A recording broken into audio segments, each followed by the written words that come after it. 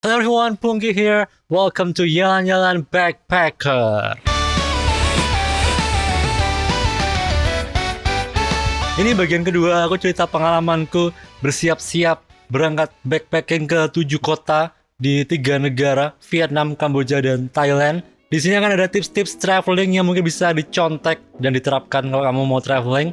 Di video sebelumnya, aku bahas tentang budget dan harga tiket pesawat. Di video ini aku akan cerita tentang keberangkatanku, bahas backpack, beberapa hal pendukung traveling lain, tentang nukerin duit, dan teman-temannya. Aku berangkat dari Jogja, malam naik kereta 1 hari sebelum pesawatku take off. Karena waktu itu aku berencana muter-muter dulu di Jakarta. Ada beberapa hal yang perlu aku beli untuk perjalanan ini. Salah satunya adalah backpack. Ya, aku beli backpack untuk traveling hampir sebulan di hari H keberangkatan. Train is coming. Selain backpack, aku juga beli baterai kamera karena aku berencana traveling sambil bikin konten. Jalan-jalan sehari sambil cuman bawa 1 baterai kamera itu pasti kurang, apalagi kalau untuk video ya kan. Sama beli sandal yang enak buat jalan jauh. Waktu itu aku udah ada gambaran aku pasti akan banyak banget jalan kaki. Kalau traveling kayak gini, itu emang aku cenderung lebih suka jalan kaki ya daripada naik transport. Ini malam ini langsung ke Ho Chi Minh. Sama? Serius sama? Sama persis. Naik pesawat? Enggak, aku jalan kaki. Kali jalan kaki. Tidak aja saya jalan kaki. Naik bis. Aku ngevlog. Ya, sekali aku ngevlog. Jalan kaki kalau di negara asing itu biasanya sambil sekalian mengalami suasana sekitar, mengalami kebudayaan setempat gitu ya. Jadi asik ya. Bisa mengalami suasana di sana secara langsung gitu kan ya. Aku suka banget yang kayak gitu. Jadi nggak cuman mengincar tempat-tempat wisatanya aja. Sebelum-sebelumnya juga aku dulu di Hong Kong, di Jerman, di Freiburg itu aku jalan-jalan di kotanya, nggak pergi ke tempat wisatanya aja. Aku udah seneng banget. Asal suasana kotanya beda banget dengan tempat kita tinggal gitu. Biasanya kayak gitu tuh udah terasa sangat refreshing. Ya kalau nggak jauh-jauh banget, aku akan pilih jalan kaki daripada naik transport. Jadi aku merasa wajib pakai sandal gunung yang nyaman untuk jalan kaki. Juga aku milih sandal gunung juga faktor fleksibilitas. Travelingnya kan kadang jalan-jalan di kota-kota aja, kadang medannya off-road. Dan beneran sih waktu di sana itu beneran bermanfaat. Di sana aku kadang sehari itu bisa jalan belasan kilo. Di Bangkok malahan sempat ada 1 hari di mana aku jalan kaki mungkin lebih dari 30 kilo. Aku naik kereta, turun di Bekasi, ke Decathlon, beli backpack. Aku ngapu sih guys, dari tadi sebenarnya aku sedang berada di Perancis. Sebenarnya aku udah punya backpack yang aku beli beberapa bulan sebelumnya, tapi itu ternyata fail. Ternyata dia udah sobek-sobek sebelum berangkat, karena dipakai sehari-hari. Masih bisa dipakai sih, tapi aku nggak berani menggunakannya untuk traveling hampir sebulan yang tantangannya cukup berat. Entah dilempar-lempar di bagasi di pesawat, di bis, itu aku nggak berani. Dan faktor kenyamanan juga ya. Aku merasa butuh tas yang sangat nyaman kalau dipakai jalan bawa beban berat. Kebanyakan tasnya akan ditaruh di penginapan sih waktu jalan-jalan ya. Tapi pasti akan ada momen-momen di mana aku perlu membawa semua barang-barangku, kayak misalnya kalau dari bis ke penginapan, atau dari penginapan ke bis lagi, atau di terminal di bandara gitu, itu mungkin perlu jalan beberapa ratus meter kan. Jadi punya backpack yang strapnya enak dan terasa ringan di punggung walaupun bebannya sebenarnya berat, itu menurutku sangat penting, apalagi untuk perjalanan yang panjang hampir sebulan kayak gini. Aku juga tidak ingin ada resiko strap tasnya rusak dan bikin dia susah dibawa. Aku udah pernah banget bawa tas jelek waktu itu ke Jerman, dan waktu itu aku tidak packing light, jadi tasku tuh berisi 20 kilo at least. Itu tas beroda dan rodanya rusak. Jadi bisa dibayangkan membawa tas 20 sekian kilo tanpa roda, tanpa strap. Aku udah mengincar sebuah backpack yang berjudul Quechua Escape 50. Itu yang jual di Decathlon, di Bekasi adanya tokonya. Sebelumnya lihat online, desainnya kayaknya cukup keren, bahannya tampak kuat. Tas incaranku ada. Ini dia, semoga benar-benar cocok sesuai harapan. Dan harganya dibandingkan merek lain yang kapasitas, kualitas, dan durabilitasnya tampak cukup setara, Quechua ini yang salah satu yang paling murah. Quechua harganya Rp1.050.000. Gede banget ya. Strap perutnya juga gede banget. Oh my god, it's so big. don't really need it this big. Di Decathlon waktu itu akhirnya aku beli 2 backpack. Satunya yang Quechua Escape 50 yang gede ini tadi. Itu juga tasnya modular ya. Jadi tasnya tuh ada tas gedenya terus ada tas kecilnya gitu di atasnya.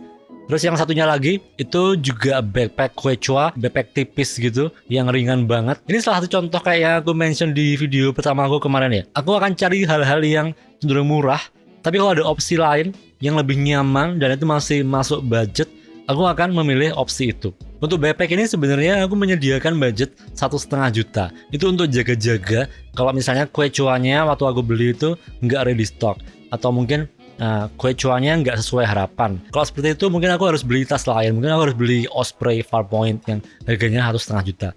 Nah di situ Quechua Escape-nya ternyata beneran cocok. Tapi aku juga merasa akan termudahkan kalau punya tas lain yang tipis. Karena masih masuk total budget 1,5. Akhirnya aku juga beli yang tas tipis itu juga. Tas lama aku tadi yang udah sobek itu aku kasih ke abang Gojek.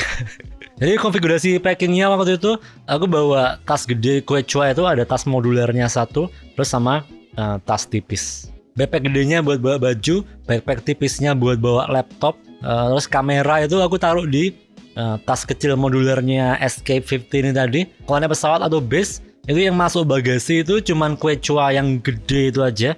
Tas tipis dan tas kecil modularnya itu tadi itu aku bawa masuk ke cabinnya. Backpack tipisnya itu juga bisa dimasukin tas gede. Jadi dalam kondisi tertentu kalau dibutuhkan aku bisa cuman membawa 1 tas gede itu aja. Backpack tipisnya di dalam backpack yang gede. Tas baru yang lama udah jebol. Berat bawaanku total sekitar 12 kilo. Which is itu melebihi batas carry on cabin pesawat yang pada umumnya 7 kilo. Jadi harus masuk bagasi. Ukurannya itu juga biasanya dipertimbangkan untuk menilai tas. Kalau 40 liter itu biasanya pasti akan selalu bisa masuk cabin. Kalau 50 liter itu biasanya tergantung tasnya seberapa menggembung ya. Kalau 50 liter agak kempes, nggak penuh-penuh banget, itu kemungkinan masih bisa masuk cabin.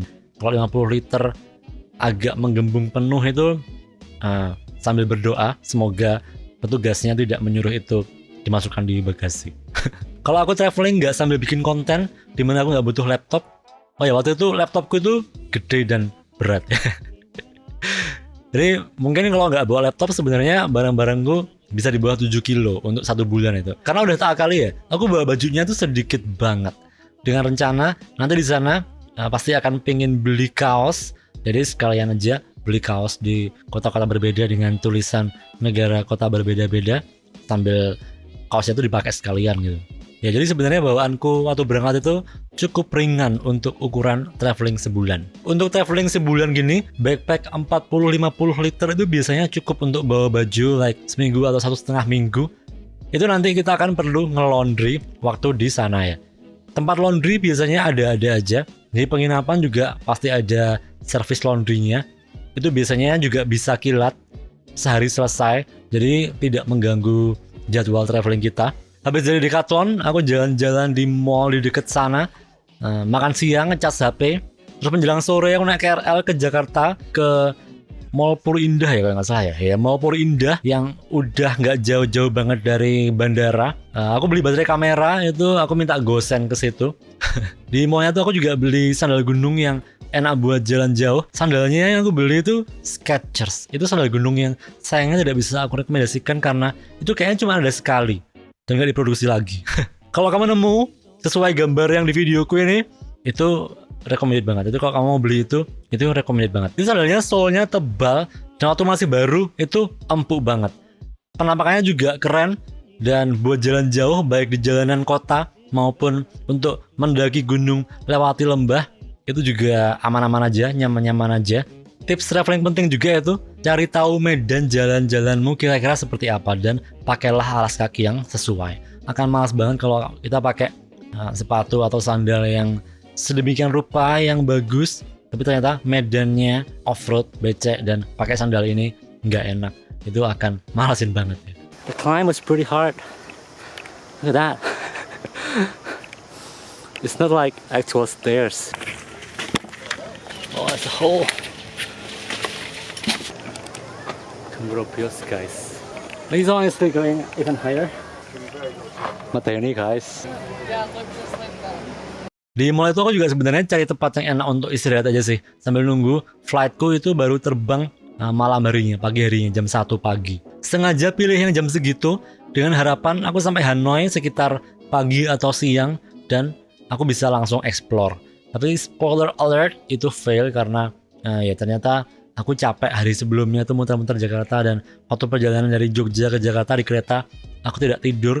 Jadi begitu sampai di Hanoi itu aku capek dan ngantuk. Sampai di penginapan aku langsung ketiduran dan baru bisa jalan-jalan malam harinya. Dan malam harinya itu asli banget. Kamu bisa lihat di videoku yang Hanoi Night Market. Link in the description. I immediately fell asleep after I got here because I'm tired. But yeah, tonight is gonna be the first time we explore Hanoi. Okay, let's go. This area that I'm exploring today is called Old Quarter. Tips traveling yang tidak aku lakukan kemarin ya. Jadi jagalah kondisi dan istirahat yang cukup sebelum berangkat supaya waktu traveling benar-benar dalam kondisi yang prima. Aku kemarin tidak merasa rugi karena travelingku panjang ya.